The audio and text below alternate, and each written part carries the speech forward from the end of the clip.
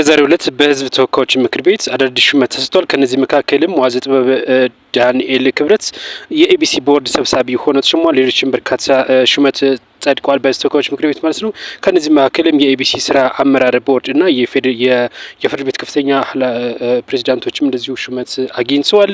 በዋናነት የኤቢሲ አዲሱ የቦርድ አመራር የጠቅላይ ሚኒስትር ማህበራዊ ጉዳይ አማካሪ የሆኑት መዋዘ ጥበባት ዳንኤል ክብረት የኤቢሲ ቦርድ ሰብሳቢ ሆነው ተሾመዋል። እንደዚሁም ደግሞ ከነሱ ጋር ማለት ነው ከዳንኤል ክብረት ጋር 8 ሰዎችም አብረው ሹመት ተሰጥቷቸዋል። ዶክተር መቅደስ ዳባ የጤና ሚኒስትር፣ እንደዚሁም አቶ ቸሩ ጌታ የሰላም ሚኒስትር፣ እንደዚሁም ደግሞ ጌታቸው ድንቁ የቀድሞው የኢትዮጵያ ብሮድካስት ኮርፖሬሽን ዳይሬክተር፣ አቶ የሱፍ አብርሃ የአብን አመራር፣ እንደዚሁም አብዱላሂ ከብልጽግና ፓርቲ ሹመት ተሰጥቷቸዋል ነው የተባለው። እነዚህ እንግዲህ ለኢቢሲ የቦርድ አባላት ሲሆኑ በዋናነት የቦርዱ ኃላፊ ደግሞ ዳንኤል ክብረት ሆነው ተሾሟል። እንደዚሁም ፕሬዚዳንትም ተመርጠዋል። ፕሬዚዳንት የተመረጡ ከፕሬዚዳንት ደግሞ አቶ ልዑል ካሴ ወልዴ ከፍተኛ የፌዴራል ፍርድ ቤት ምክትል ፕሬዚዳንት፣ እንደዚሁም አቶ ምትኩ ማንዳ የፌዴራል ከፍተኛ ፍርድ ቤት ምክትል ፕሬዚዳንት በመሆን የህዝብ ተወካዮች ምክር ቤት መርጧቸዋል ማለት ነው። አዳዲስ መረጃ እንደደረሳችሁ ደግሞ ሰብስክራይብ እና ፎሎ አድርጉ። መልካም ቆይታ። ሲጠበቅ የነበረው የገዱ አንዳርጋቸው ምላሽ እንግዲህ ይፋ ሆኗል። በርካታ ነጥብ ያነሱበት የገዱ ምላሽ እንግዲህ በተለያዩ ማህበራዊ ገጾች ላይ የተዘዋወሩ ነው የሚገኘው። ብዙዎችም የተናገሩበት ነው የሚገኘው። ገዱ በምላሻቸው ይህ የለየለት ቅጥፈት ነው ማለታቸው ብዙዎችን አነጋግሯል። እንግዲህ ውሸትም እንደሆነ ጭምር ነው የገለጹት። በርካታ ጉዳዮችን ነው ያነሱት። እንደሚታወቀው ዶክተር አብይ አህመድ በፓርላማ ንግግር አድርገው ነበረ። ገዱን ወደ ኤርትራ ልኪው ነበረ። እንግዲህ በትግራይ ክልል ጄኖሳይድ እየተፈጸመ ነው እና ያንን እንዲያስቆም ሲሉ ነበረ እንግዲህ ልኬዋለሁ ያሉት ማለት ነው። ይህ ሙሉ ለሙሉ ውሸት እንደሆነ ጭምር ነው እንግዲህ ገዱ ብቅ ብሎ የገለጸው ማለት ነው።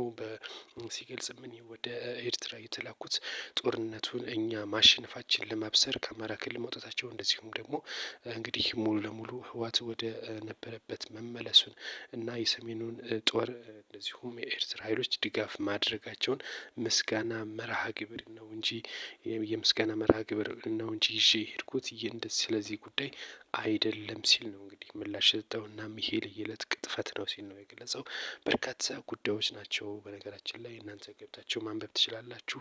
እንደዚሁም ስለ ጦርነቱ ጉዳይ በወቅቱ ስለነበረው፣ እንደዚሁም እኔ በዛን ወቅት የውጭ ጉዳይ ሚኒስትር እንዳልነበርኩም ጭምር ሊታወቅልኝ ይገባል ሲል ነው እንግዲህ ገዱ አንዳርጋቸው በምላሽ እየሰጠው ማለት ነው።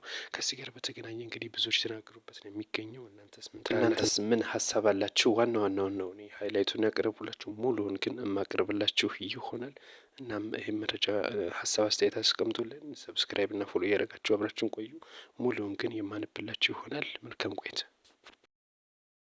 የዓለማችን ቁጥር 1 ቢሊዮነር ኤለን መስክ $800 ቢሊዮን ወይም 1 ትሪሊዮን ሊገባ ትንሽ 200 ቢሊዮን የቀረው ይህ ባለሀብት ገንዘብ ደስታን አይገዛም ሲል በኤክስ ገጹ መጻፉን ተከትሎ ብዙዎች ሀሳብ እየሰጡበት ነው የሚገኘው።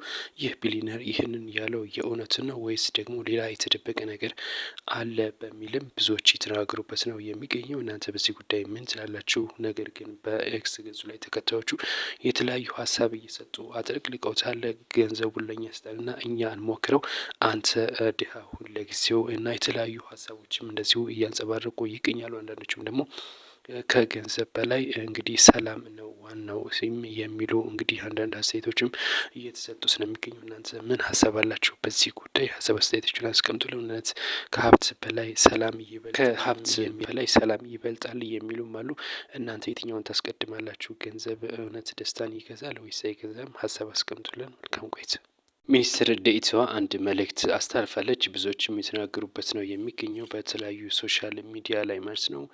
ወደፊት የሚያሻግረን ትልቁን መርከብ አፍርሰን ትንሽ ጀልባ መገንባት ሰፈር እያስቀራል እንጂ ወደፊት አያሻግርም ስትል ገልጻለች። እንዲሁም ኢትዮጵያ መርከብ ናት፣ መርከብ እያለን ትንሽ ጀልባ መስራት ትርፉ ኪሳራ ነው ስትል ፈዲላ ቢያ የብልጽግና ፓርቲ ህዝብና ዓለም አቀፍ ግንኙነት ዘርፍ ሚኒስትር ዴኤታ ናት ይህንን መልእክት ያስተላለፈችው።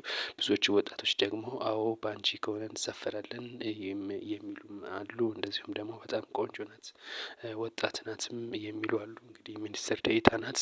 ይህንን መልእክት አሳልፋለች። እናንተ በዚህ ጉዳይ ምን ሀሳብ አስተያየት አላችሁ? ሀሳብ አስተያየታችሁን አስቀምጡልን። አንድ አዲስ መረጃዎች ደግሞ እንዲደርሳችሁ ሰብስክራይብ ያደረጋችሁ አብራችሁን ቆዩ። መልካም ቆይታ።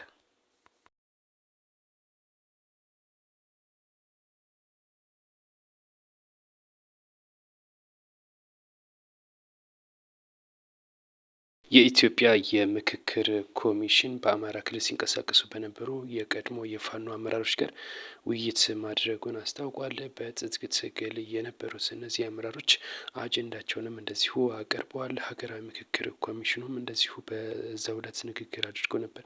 1334 ወረዳዎችን የወረዳ ተወካዮችን አግኝተን አነጋግረናል። በአገሪቱ ማለት ነው እንግዲህ 1334 እንደዚሁም ደግሞ የቀድሞ የፋኖ አመራሮችም እንደዚሁ ያላቸውን ወደ ጫካ ያስገባቸውን አጀንዳቸውን እንደዚሁ አቀርበዋል ነው የተባለው። በዚህም እንግዲህ ኮሚሽነሩ እንደዚሁ አራያ ስላሴም እንግዲህ ኮሚሽነር የተለያየ ሀሳቦችንም አንስተዋል በወቅቱ ማለት ነው። እንግዲህ በትጥቅ ትግል የሚመጣ ለውጥ የለም፣ ለዘላቂ መፍትሄም አይጠቅምም ሲሉ እንግዲህ እንትን ብለው ሀሳብ ሰጥተዋል ማለት ነው። እንደዚሁም እንግዲህ የቀድሞ ፋኖ አመራሮችም በቦታው በመገኘት እናስረስና እንደዚሁም ደግሞ ኮሎኔል ፋንታሁን ጨምሮ እንግዲህ ሀሳባቸውን አቅርበዋል ማለት ነው። ይፈጸማል አይፈጸምም የምናየው ይሆናል። ብዙዎቻችን የምናደንቀውና የምናከብረው አርቲስት ነጻነት ለሱ ቤተሰብና እንደዚሁም ደግሞ ለልጆቹና ለሚስቱ ማለት ነው የጎፈንድሚ ተዘጋጅቶ ነበረ። በ3 ቀንም እንደዚሁ ወደ 68,000 ዶላር እንደዚሁ ተሰብስቧል። 68,000 ዶላር ተሰብስቧል እና 100,000 እንዲገባ ብዙዎችም አስተዋጽኦ እያበረከቱ ነው የሚገኙት። ሚስቱና ልጆቹ አሜሪካን ሀገር እንደሚኖሩ ይታወቃል እና አዲስ አበባም እንደዚሁ መኖሪያ ቤትም እንደሌለው ጭምርም እየተገለጸ ነው የሚገኘው ማለት ነው። እናም እንግዲህ ለሱ ለልጆቹ መንቀሳቀሻ ይሆን ዘንድ ተብሎ ጎፈንድሚ ተዘጋጅቷል። ለዚህም እንግዲህ በ3 ቀን እየተሰበሰበ ነው የሚገኘው። ወደ 68,000 ዶላር መድረሱ ታውቋል። 100,000 እንዲሞላ አሁንም ጥረት እየተደረገ ነው። ጓደኞቹ፣ ቤተሰቦቹ አሁንም ከፍተኛ ጥረት እያደረጉ ይገኛሉ ይህንን 100,000 ለማድረስ። እናንተም በዚህ ጉዳይ ሀሳብ አስተያየታችሁን አስቀምጡልን። አቅም ያላችሁ ደግሞ አግዙት እያልን አዳዲስ መረጃ እንደርሳችሁ ደግሞ ሰብስክራይብ ያድርጉልን። መልካም ቆይታ።